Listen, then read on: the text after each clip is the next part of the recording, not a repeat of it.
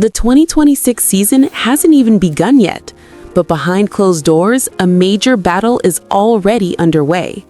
At the center of it all is Mercedes. They've built an engine that could give them a serious edge over the rest of the grid. And now, the other teams want the FIA to step in and shut it down. And from the looks of it, they just might succeed. So what's really going on here? Let's break it down. Every Formula One engine has something called a compression ratio. In simple terms, before fuel ignites inside the engine, it gets squeezed. The harder you squeeze it, the bigger the explosion. And the bigger the explosion, the more power you get. The rules are clear. That compression ratio is limited to 16:1. No team is allowed to go beyond that number. But here's where things get interesting. The FIA only checks that number when the engine is cold, sitting still, switched off, at room temperature. And when the Mercedes engine is tested under those conditions, it reads exactly 16:1. Perfectly legal, no issues at all. But Mercedes had something else planned. Inside their engine, they used special metals, materials that expand when they heat up. So once the engine is running at full speed on track, those parts grow slightly, and that changes everything. As the components expand, the compression ratio rises, not to 16:1, but closer to 18:1. That means more power. How much more? Roughly 0.3 of a second per lap. And in Formula One, that's huge. So naturally, the rest of the paddock took notice. Ferrari, Honda, Audi. They've all gone to the FIA with the same complaint. They argue that the limit should apply all the time, not just when the engine is cold. And they want the way compression is measured to change. Instead of testing the engine while it's turned off, they want it checked when it's hot and running. If that happens, Mercedes' clever solution stops working instantly. And here's the twist. The teams didn't discover this on their own. They learned about it from an engineer who used to work at Mercedes.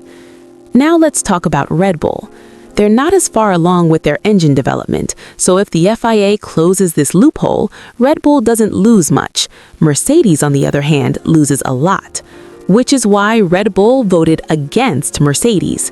A smart move. That means 4 out of the 5 engine manufacturers are now pushing for a rule change. Ferrari, Honda, Audi, Red Bull. Mercedes is standing alone. And that's a very uncomfortable position to be in. Toto Wolff, Mercedes team boss, hasn't stayed quiet. He's openly accused the other teams of holding secret meetings to damage Mercedes. He's angry. According to Wolff, Mercedes invested years into this technology. They stayed in contact with the FIA the entire time. And to have it potentially taken away just before the season starts would be a massive blow. He's even hinted that Mercedes is ready to fight back if the rules are changed. But there's also a short-term solution being discussed. Mercedes' fuel partner, Petronas, could reduce the energy density of their fuel. It would still be legal, still within the rules, but it would reduce the extra power Mercedes gains from the higher compression ratio. A temporary fix, while the FIA works on a longer-term decision. And here's the key point. Even if the rules do change, it's not game over for Mercedes. Their engine is still extremely strong. The change would reduce their advantage, not erase it. They'd still be among the fastest teams on the grid. It would simply level the playing field. We already saw a glimpse of that in Barcelona. Mercedes completed over 500 laps during testing. George Russell set the fastest time. The car looked smooth, controlled, fast. Russell even said it was probably the quickest F1 car he's ever seen through that circuit. That's a bold statement. So even without this compression trick, Mercedes has clearly built something special for 2026. The timing of all this couldn't be worse. Pre-season testing starts next week, and the first race in Australia is just about a month away. The FIA doesn't want this controversy hanging over the opening race. They want it resolved before Melbourne. But rule changes take time. There needs to be a vote. And even after that, Mercedes could challenge the decision. This could drag on longer than anyone wants. And there's one more layer to this story. From 2026, Formula One will run on 100% sustainable fuel. These fuels behave differently inside the engine. Some engineers believe fuel choice could matter just as much as engine design itself, which means this fight might only be the beginning. In Barcelona, many teams played it safe. They were nervous about the new fuel, so instead of risking reliability problems, they stayed with the old 2025 fuel. Mercedes didn't. They ran their engine on the new fuel without hesitation, and that confidence tells you a lot about how far ahead they already are. For Ferrari, this fight is deeply personal. They haven't won a championship in years, and they simply can't afford to enter 2026 already behind on engine performance. Honda, supplying power to Aston Martin, wants a fair fight as well. And Audi, still new to Formula One, needs the playing field to be as level as possible if they're going to compete. All of that leaves the FIA with a very difficult decision. On one hand, Mercedes found something clever.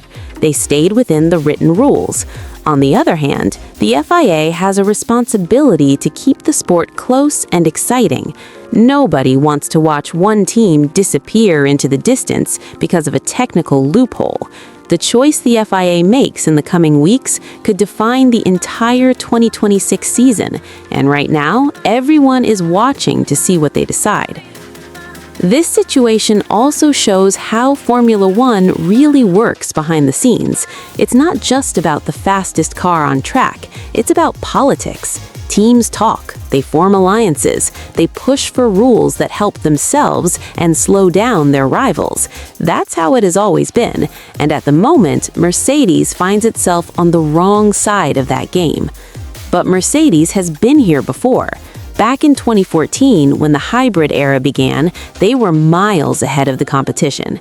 Other teams pushed for rule changes then too, and Mercedes still dominated for years.